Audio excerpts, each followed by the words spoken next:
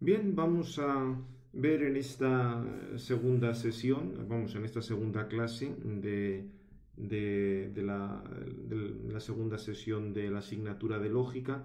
Vamos a ver vamos a iniciar lo referente al capítulo segundo. Ya lo introdujimos al final de la otra clase y fijaos que se trata de ver nociones preliminares.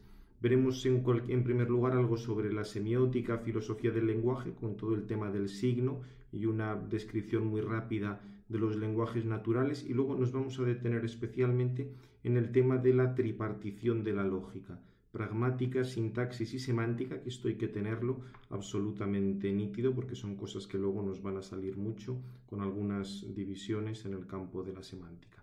Veremos si nos da tiempo en este rato algo más, pero esto vais a ver que ya comenzamos con una serie de nociones que son bastante densas. Por tanto, lo primero, vamos a ver el tema de la semiótica, filosofía del lenguaje y lógica. Voy a ampliar esto. Aquí os recuerda que hay una estrecha relación entre semiótica, filosofía del lenguaje y lógica. La semiótica es una reflexión filosófica sobre el proceso de semiosis. La semiosis es algo que tiene que ver con los signos, como obviamente se puede intuir, y fijaos que se entiende la semiosis en la cuestión de los signos, una acción, un influjo de cualquier tipo que incluya una cooperación de tres sujetos, como por ejemplo un signo, su objeto y su interpretante. Hace aquí referencia a la noción de interpretante. Esto puede parecer muy sofisticado, pero es una cosa que introdujo sobre todo Peirce, porque se daba cuenta de que al hablar de los signos siempre estamos con una relación a tres bandas. Hace falta el signo, aquello a lo que se refiere el signo y, como dirían los escolásticos, la potencia que recibe el signo. Por ejemplo, tú ves el humo es signo del fuego, en ese caso hay una causalidad real del fuego sobre el humo, pero para que el humo sea signo del fuego, eso tiene que ser recibido por una potencia, en ese caso por ti, que está viendo el humo y el fuego, o por un gato, o por quien sea. Eso es lo que Peirce llamaba interpretante. Signo, objeto, intérprete. Peirce llamaba no solo intérprete, sino interpretante, porque intérprete remite, por así decir, a alguien humano, mientras que interpretante es más amplio. Pensad que incluso se pueden utilizar signos en ordenadores que sean capaces de recibir una información del exterior y a partir de eso se configuren de una manera o de otra. Por otra parte, para esta cuestión de lo de los signos, ya los escolásticos, sobre todo los escolásticos españoles, habían indicado con toda claridad que el signo tiene que tener una doble referencia, una referencia al objeto y una referencia a la potencia, con lo cual estamos con esto tan típico de la semiótica de una relación a tres bandas, que en rigor para Santo Tomás las relaciones siempre son de dos, de uno a otro, por eso no llamaba los signos de relación porque es otra cosa distinta. Pero ya digo, los escolásticos se daban cuenta de que hacían falta esos tres para poder hablar de un signo. Esto luego va a tener una cantidad de repercusiones enormes, pero ahora no entramos. Simplemente quedaos que la semiosis, cuando se da este proceso de que interviene un signo, nos hacen falta necesariamente tres. Por tanto, la semiótica general será el estudio teórico de la posibilidad de una teoría unificada de todo fenómeno de significación y o comunicación, en esta terna que hemos visto ya, signo, objeto, intérprete. Con lo cual la semiótica se va a encargar de todo esto en toda su amplitud. Y aquí explica que hay todo tipo de lenguajes. Las propias categorías, la semiótica tiende a generalizar las propias categorías de manera que les lleve a definir no solo las lenguas naturales o los lenguajes formalizados, sino cualquier forma expresiva, incluso la que posee menos gramática, y también los procesos iniciales del uso de la gramática y las operaciones de desgramatización, por así decir, de un lenguaje dado, así como los fenómenos que no aparecen producidos intencionalmente con una finalidad expresiva, pero que están en el origen de una inferencia interpretativa. Claro, puede haber determinados fenómenos que de por sí no vayan a expresar algo, pero que otra persona los pueda interpretar como expresiones. O sea que, como veis, es una cosa amplísima.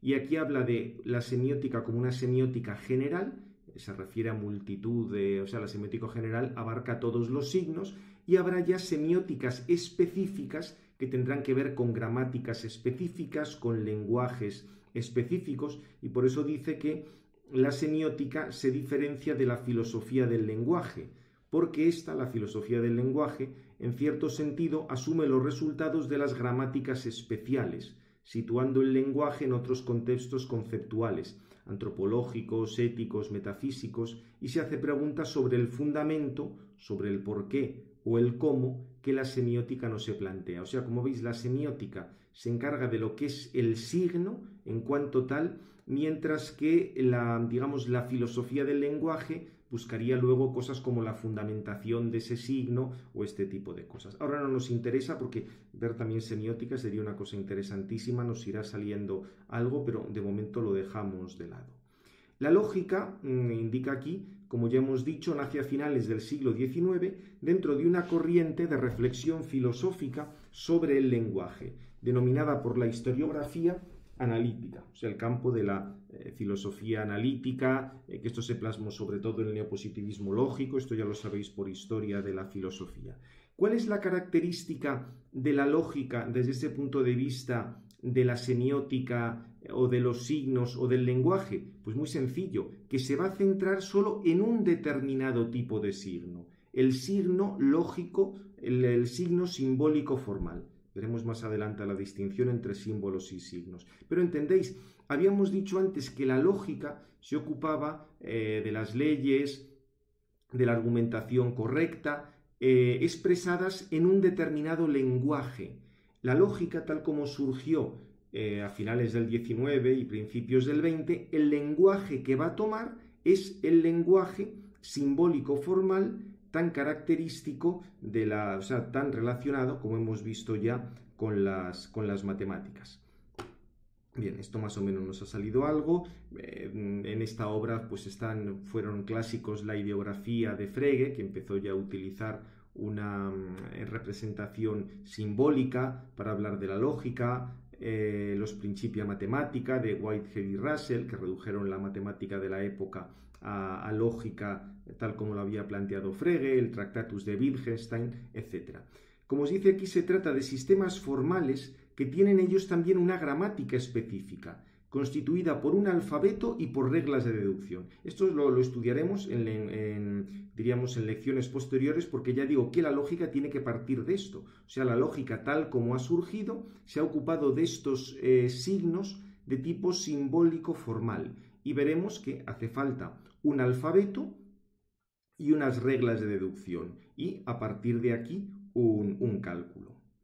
Bien, por eso dice aquí, en su aspecto más técnico, se acercan más a un discurso de cálculo que a una especulación filosófica entendida de manera más tradicional, claro, porque esta lógica no son homilías, esto no es hacer una homilía sobre sobre lo importante que es la lógica o a qué lo aplicamos, no, es ponerte a estudiar ese lenguaje y poder calcular. Otra cosa, como dice aquí, es que la lógica suscita cuestiones filosóficas y la filosofía suscita cuestiones lógicas, que en sustancia parten de un núcleo central común a estas tres disciplinas: semiótica, filosofía y lógica, que es la noción de signo. Claro, sin signo no tendríamos ni lógica, ni filosofía, ni nada. Es curioso porque Juan de Santo Tomás, uno de los grandísimos escolásticos, muy estudioso de Santo Tomás, por eso quiso tomar en religión el nombre de Juan de Santo Tomás, dedicó un montón de espacio en su Cursus Philosophicus Thomisticus a la noción de signo, y después de él algunos otros escolásticos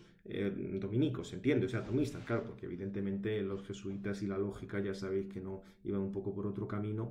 Esto daban un valor enorme al desarrollo de la cuestión de signo. El que quiera profundizar en esto, hay una obra muy interesante de Mauricio Boichot, un dominico mexicano. Escribió La semiótica, teorías del signo y el lenguaje en la historia. Es interesantísimo porque va desde los orígenes hasta el siglo XX. Y este autor, que conoce muy bien todos los grandes escolásticos a Santo Tomás, nos ayuda a situar muy bien las cosas de la semiótica, el lenguaje, o sea que el que quiera profundizar, y además es una cosa muy sencillita, la obra esta se comprende muy bien, la tenéis en Amazon, en el Kindle, o sea que merece la pena verla. Bien, seguimos con el manual.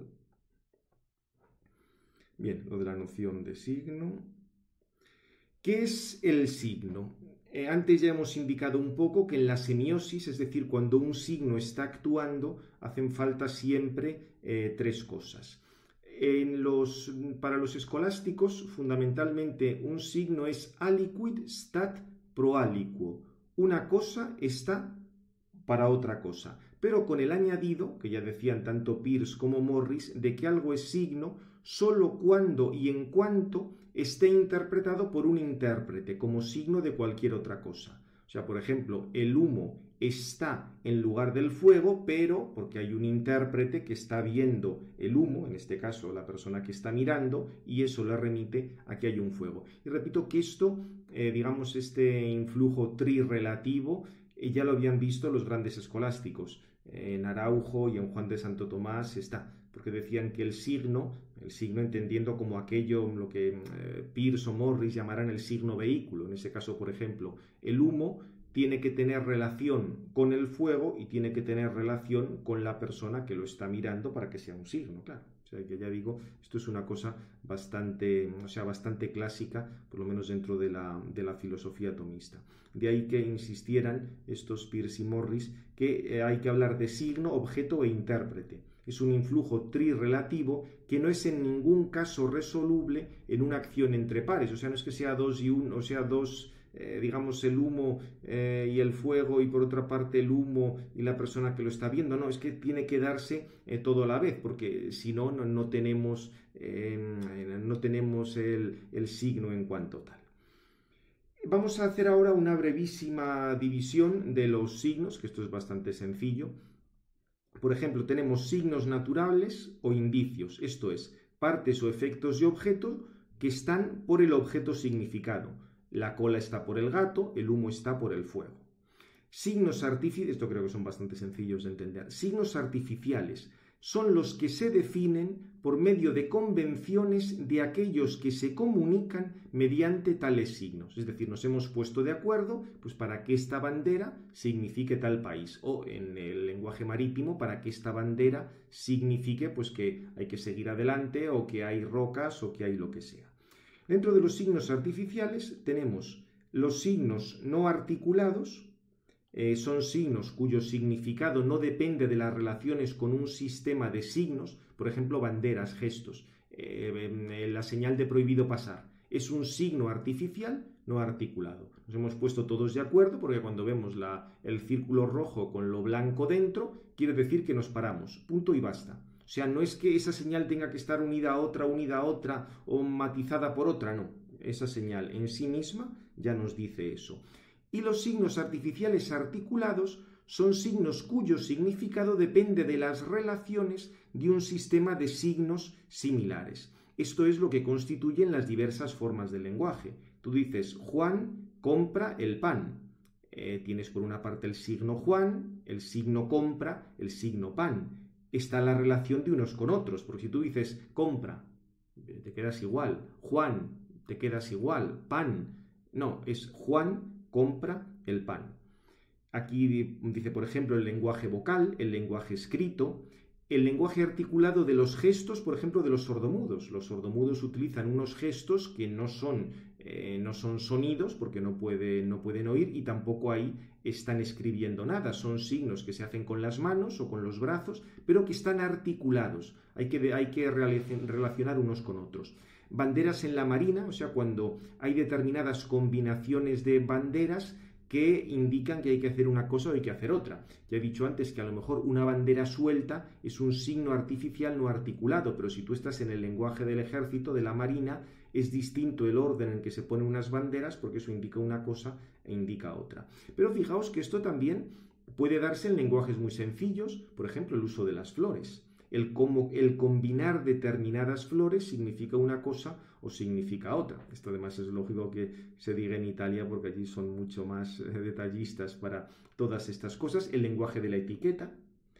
Una determinada prenda de vestido significa una cosa, otra determinada prenda puede significar otra, pero el combinarlas puede ser a su vez otra cosa distinta. Pues bien, el conjunto, estos serían signos artificiales articulados. Pues bien, el conjunto de las relaciones entre signos que caracteriza un lenguaje es la gramática de ese lenguaje. ¿Os queda claro, no?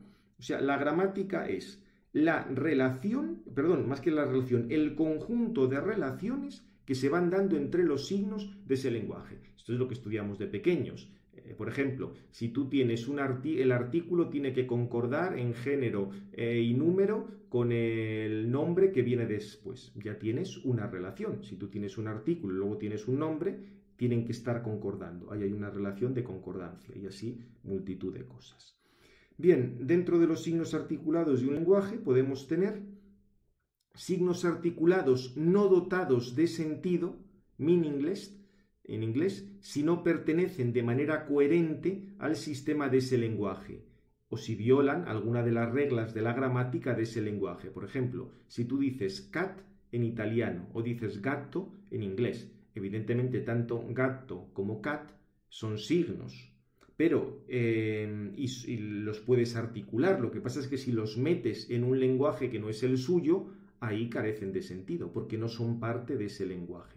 Mientras que los signos articulados están dotados de sentido cuando pertenecen de manera coherente al sistema de ese lenguaje. Es decir, tienen que entrar en ese lenguaje correctamente. Creo que esto son cosas bastante sencillas y con los ejemplos se entiende muy bien. Vamos a seguir avanzando. Lenguajes naturales y lenguajes artificiales.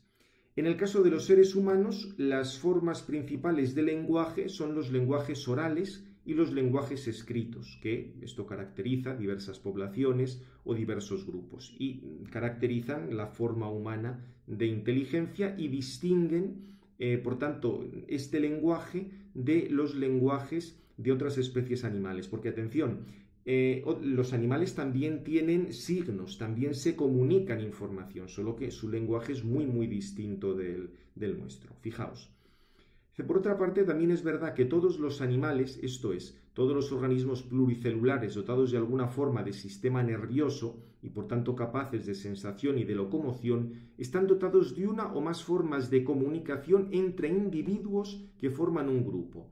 Tenemos la comunicación química, esto lo tienen todos los organismos, eso incluso no solo los animales, sino incluso las plantas pueden dar una cierta comunicación entre sí. Pero si entramos ya más en el lenguaje, un lenguaje mucho más elaborado son las formas de comunicación motora, por ejemplo las abejas. Acordaos esto fundamental, los movimientos que hacen las abejas para transmitirse unas a otras, pues que las flores están a determinada distancia de la colmena, que hay tal tipo de flor, es un lenguaje, o el tema del canto de los pájaros, los sonidos que emiten los mamíferos, incluso los mamíferos marinos, y lo que es característico del ser humano es la comunicación escrita, claro, esta no la tenemos en los animales. Por esto, diríamos, tanto en el hombre como en los animales hay lenguaje. Lo que pasa es ¿cuál es la diferencia? Pues os lo explica aquí muy bien. Lo que caracteriza al hombre y a los lenguajes humanos que utiliza, a diferencia de otros animales, por una parte está lo de la comunicación escrita, que esta no la tienes entre los animales. Pero lo más importante es el metalenguaje.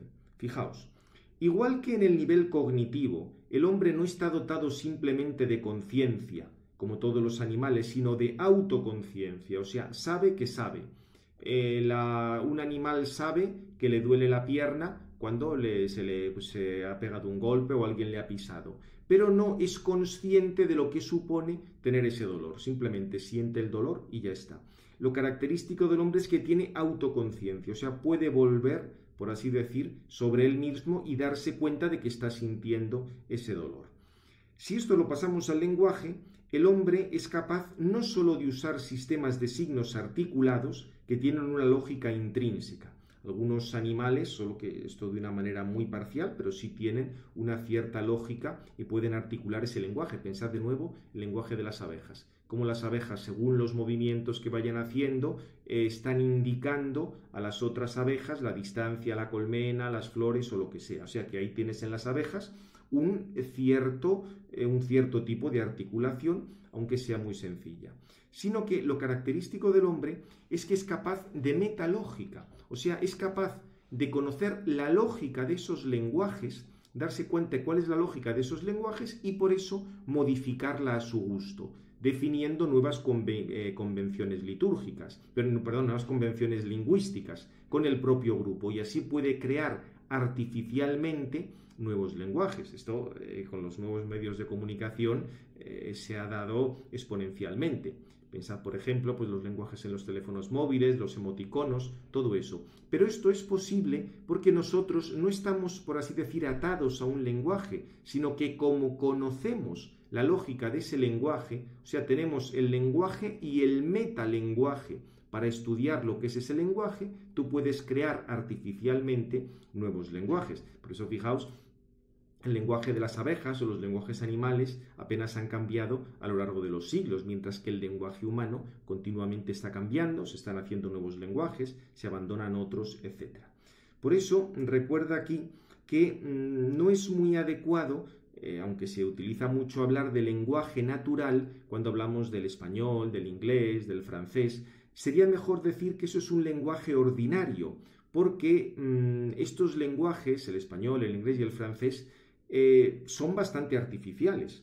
Es decir, decimos esto porque nos hemos puesto de acuerdo para decir esto. Tienen mucho de convencionalidad. Nos hemos acostumbrado a lo largo del tiempo, pero como veis tienen bastante de artificiosidad.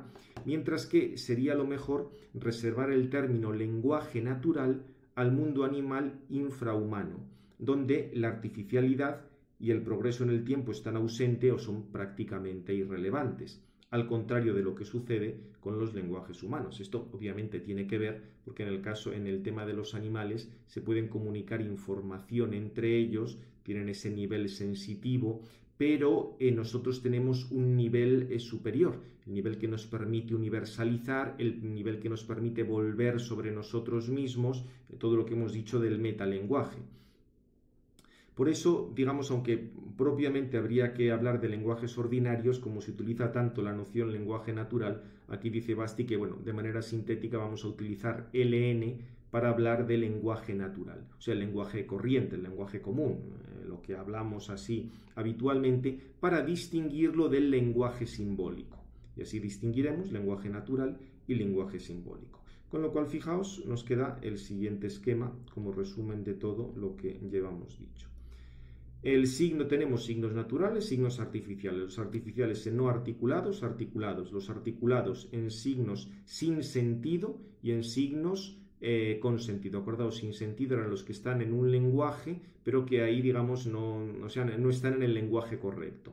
Mientras que los que están dentro de su lenguaje son signos con sentido y estos pueden ser escritos u orales. Aquí creo que se nos ha pasado antes la nota, bien, sí, la nota de Wittgenstein, donde decía que el hombre posee la capacidad de construir lenguajes con los cuales puede expresar cualquier sentido, sin sospechar cómo y qué cosa signifique cada palabra, igual que habla sin saber cómo se han producido cada uno de los sonidos. El lenguaje común es una parte del organismo humano y no es menos complicado que dicho organismo. Es humanamente imposible captar inmediatamente la lógica del lenguaje. El lenguaje disfraza el pensamiento, o sea, por eso todo lo que hemos dicho, que el análisis lógico tiene que tener muy presente el tema del lenguaje, requiere estudiarlo, etc. Bien, dicho esto, para terminar vamos a recordar la tripartición de la lógica. El análisis tridimensional que tiene la lógica y que está relacionado un poco con lo que hemos dicho antes de que en la lógica siempre había una relación a tres. Con esto además lo vais a entender mejor. El análisis lógico tridimensional o análisis metalingüístico de un lenguaje se puede realizar ante todo considerando tres clases de relaciones que las diversas partes del lenguaje, sean palabras, frases, discursos, lo que sea, de ese lenguaje pueden tener. ¿Cuáles son estas tres relaciones y que nos van a hablar de las tres partes de la lógica? Esto hay que saberlo como el propio nombre, ¿eh? Va a ser relaciones con el emisor y con el receptor, y eso va a ser lo que llamamos pragmática. Relación con otras partes del lenguaje, y eso es lo que llamamos sintaxis, y relación con los contenidos que las partes del lenguaje significan o con los contenidos a los que las partes del lenguaje se refieren. Lo primero es muy sencillo.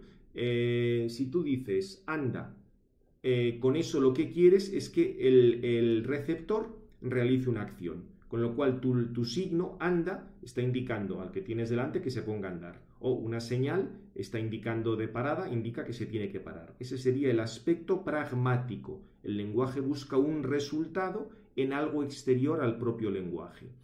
La relación de unas partes del lenguaje con otras es la sintaxis. Lo que hemos dicho, el artículo tiene que concordar en género y número con el nombre que viene detrás. El sujeto tiene que concordar en número con el verbo. Unas partes se relacionan con otras, la sintaxis. Y la semántica, los contenidos.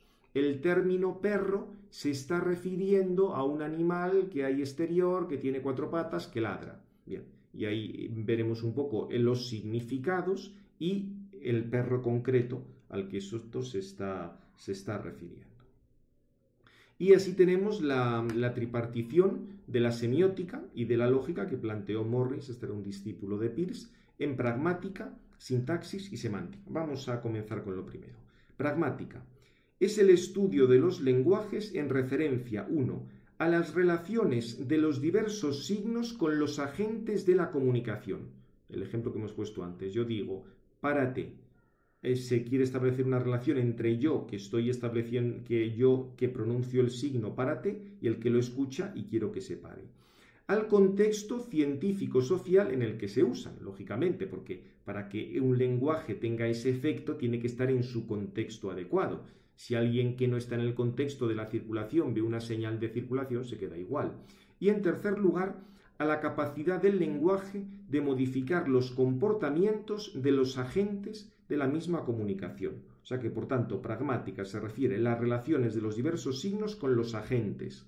Tiene presente el contexto y lo que trata es de modificar los comportamientos de los agentes que ahí se están comunicando. O sea, la pragmática, por así decir, saca el lenguaje de sí mismo y lo lleva al exterior.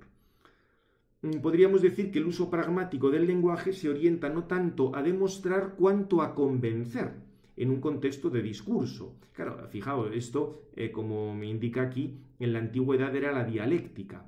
Es lo típico de la publicidad.